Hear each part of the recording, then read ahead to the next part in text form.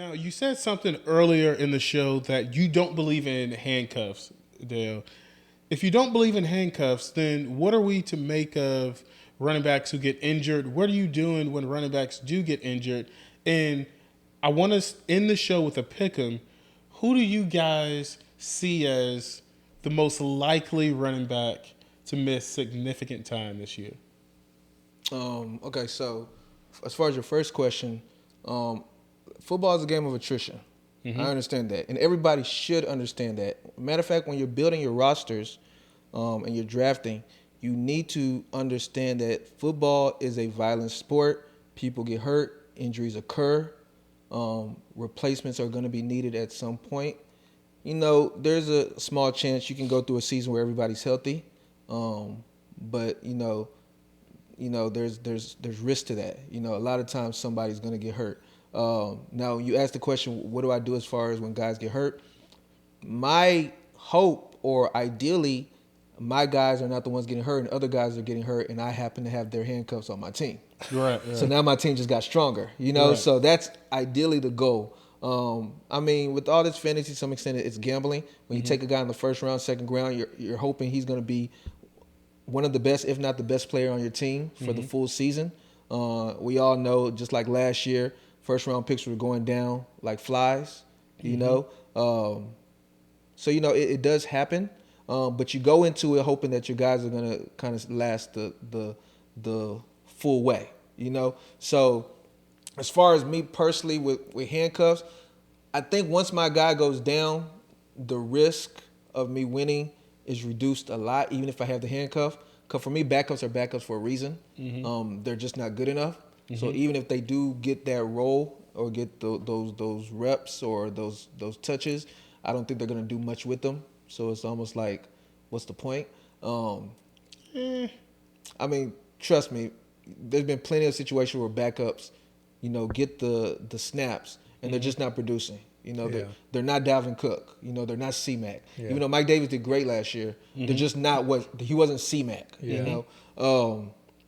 So, you know, it happens. But for me, I like to be optimistic. I do understand, again, it's a game of attrition. I just hope that other guys' team or players are the ones getting hurt. And what I do is I try to pick up their handcuffs in the back end of the draft. So if they do get hurt, you know, have a lotto pick. Man, I don't know. Look, I buy a house, I buy insurance. Yeah. I get a car, I buy insurance. And so I don't handcuff everyone, but if the premium isn't too high, I'm gonna buy insurance. Yeah, but especially for somebody like Dalvin Cook. Now again, where Alexander Madison is going in drafts, which is like typically the 11th and 12th round, unless I'm really stuck and there's some player that I really want or really need at that position, I understand. You're gonna take Madison. I'm going to take Madison. I understand what he did when, you know, when Cook went down. Yeah. But you can't look at that as like so for me, in those situations when it's a clear handcuff and he's in a system where like I expect them to continue with the same or similar play call, system or whatever, same system, I'm going to go that route. No, I'm not. If I can, I'm not going to force. I'm not saying that strategy is bad. That's actually the more mainstream strategy right there, and I'm not knocking it at all. I actually get it. It makes sense. I don't think it's mainstream. No, most people want to handcuff their star players. Really? Okay. Yeah, most people want to. Thought I was different. That's why handcuffing is a thing, you know. Yeah. But just for me, I like to just be optimistic. I'm trying to win the big money, and for me, if I'm going to win, I feel like everything has to go right. Yeah, but I mean, I had Benny Snell last year. Yeah, the handcuff came in handy. Yeah. I mean, just say every case is different, but I understand where you're coming from. He was suspect for you a little bit too, though. So he was suspect. I understand the issue, but like, and some players, like the premium is too high. I just, you know, sometimes I'm gonna ride dirty. But someone like Zeke he's tough to handcuff. Like, I'm not spending an 8th round pick on Tony Pollard. Not happening. And I put this spiel on our on that Muzio draft, one of my videos. With some of these backup running backs, some of them are valued high, like you just said, the 9th, 10th, 11th round. And some of these like running back 2s are like being drafted like in the 18th, 19th, undrafted. And I don't get the discrepancy. I mean, these are all guys one injury away. Why is one being drafted so high and value so high, while another guy is literally being forgotten about. That's a definition of upside that I would agree with. Yeah. So you take someone like a Tevin Coleman. Yeah. If Michael Carter gets hurt, Tevin Coleman's still going to likely be in an RBBC. Yeah. Okay. But he's being drafted so late, like he the 15th round. But again, if you're playing in a large, so it's one thing to be playing like in a home league, and you like maybe you go 0 RB and you just need someone, or I guess even in like maybe a large field tournament. But in a large field tournament, unless I really need someone like a Tevin Coleman, I just need somebody to get me by for those first few weeks. Yeah. I'm usually not going that route, and I'm usually wanting to secure one of those high upside guys. I like to try to get 2 in every draft, at the very least 2. And if I'm greedy, I try to get 3 or 4. It just depends on how the draft goes. But it's usually the ones that are at the very bottom of that tier. Yeah. Damn it, I don't want to say it, but Damian Williams, he's someone who's like... he's one of them that I'm talking about. He's a running back 2 that you can get like in the 16th round. Yeah, so like... I did that. I was doing that with Damian, with even Darrell Henderson compared to like a Tony Pollard. So there's so many of those guys out there. Yeah. Here's another one, and this is actually the one I was really alluding to. Anthony McFarland. He is the running back 2. Oh, you just gonna throw his name out there? Yeah, I'm sick of holding back, man. I'm getting throw his name out there. that nobody sees. We got this. plenty. We got plenty. He is the running back 2 for the Steelers. We got plenty. He has history with Canada. Canada.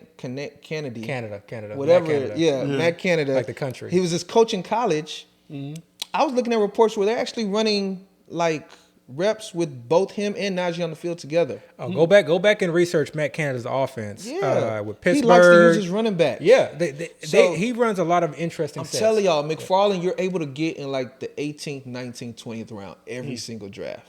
It's crazy to me. And here's the thing. Maybe people are concerned with Ballage or maybe Benny Snell. I don't think people are because I don't even see them two getting drafted. Benny Snell is. I don't really see either of those getting drafted. So the thing about it is Najee is the running back being drafted in the first 2 rounds, so a valuable running back. You keep hearing that they're saying that they want to utilize him all 3 downs, so they want to use him a lot. You hear that they have a poor offensive line. He's like the exact type of person that has the risk of injury. Right. Like, he's the poster child of somebody that has a high risk compared to these other guys. And nobody's looking at his backup?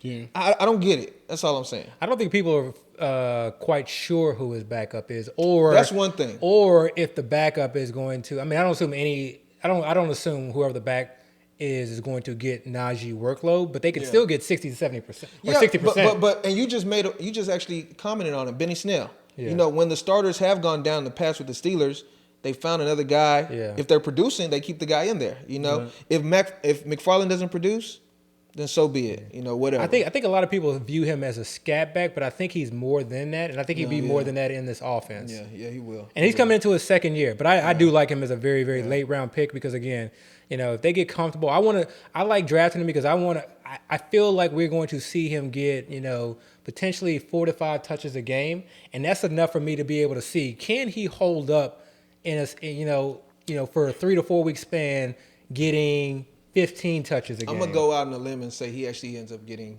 more than 4 to 5 a game. Yeah. From the way I've done my deep dive and seen what they're doing, if he stays healthy, the way they want to use him, they want to utilize his skill set even with Najee on the field. They'll both be on the field, I think. Yeah, they're going to use both of them on the field a fair amount, and they like what he provides. You know, he's very fast. You know, so the other question you had, who was the running back? I'm sorry, that we would. Who would you expect to miss significant time this season? Like who's most likely to miss? Yeah, I just mentioned my guy, Najee. I guess. Oh, so you take Najee over the field? I mean, you're basically asking who is injury prone or high risk of injury, I guess. Most likely to miss significant time this season. I don't know. Najee, for the reason I just said. You know, or maybe even Joe Mixon. That kind of, I don't want to say that, but, you know, again. I like Samaje Perine. He has the history of being hurt. Mm-hmm. He has the offensive line that, you know, struggling. Mm-hmm. If I had to give one, and I love drafting this guy, Chris Carson. Mm-hmm. And so he's someone I do handcuff. Yeah. If I can, because again, even if I don't have Carson, I try to get as much Rashad Penny as I can.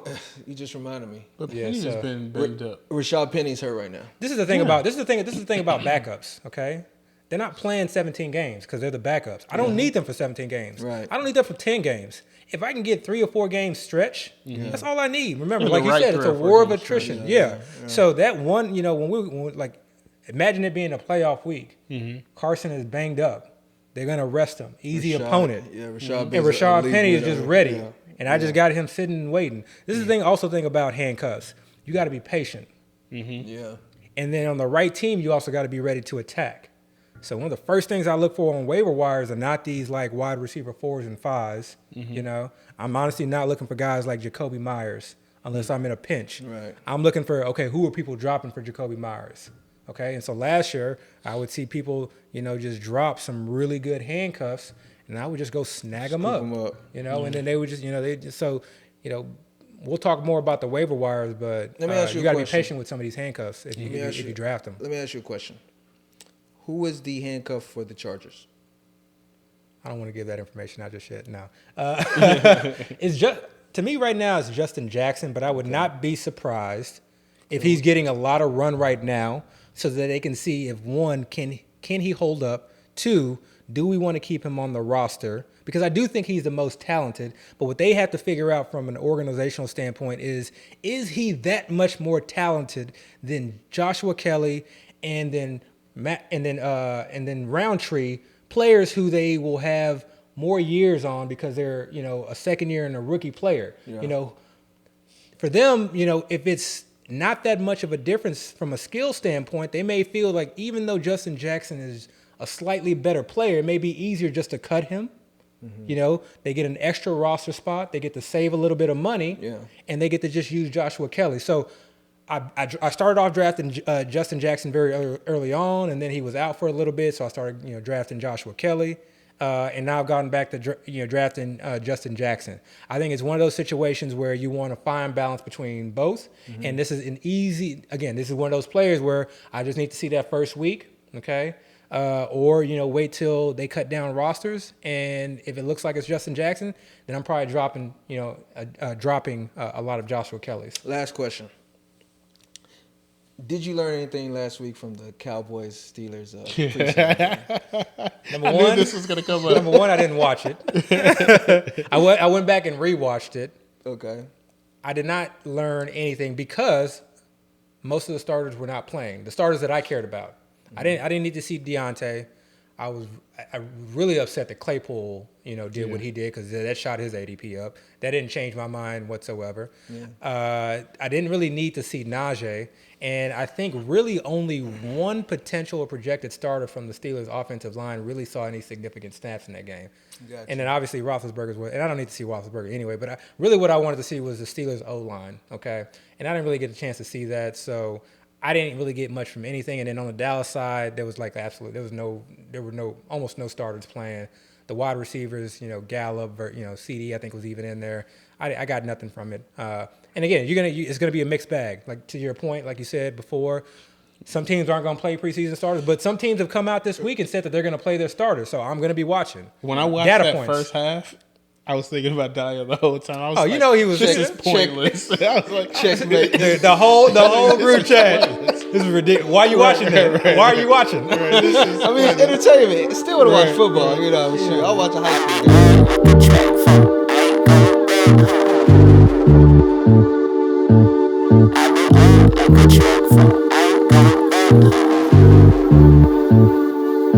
I said, God, give me a warning. Please take me for the morning, so I leave more disappointments than I ever will appointments. Give a fuck about your feelings, rub it in. This your ointment, can't depend on the oinker. Find your pick in the blanket, find a